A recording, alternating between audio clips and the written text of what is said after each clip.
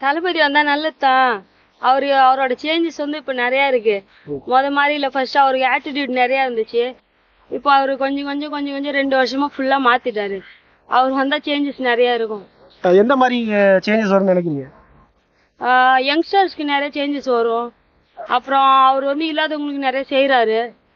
அது நல்லது தானே. பட் நிறைய பேர் காசு தான் புடுங்குறாங்க. ஆனா தளபதி அப்படி இல்ல.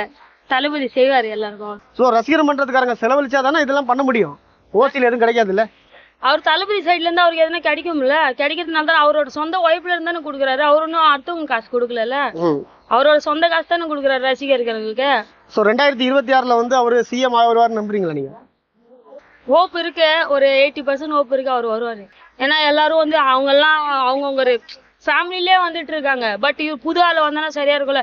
ஃபர்ஸ்ட் கேப்டன் இருந்தாரு. கேப்டன் இருந்ததுக்கு அவரு முன்னாடி வந்திருந்தாங்கன்னா நல்லா இருந்திருக்கும். அவருக்கு யாரும் சப்போர்ட் பண்ணல. அதே மாதிரி இப்ப தளபதி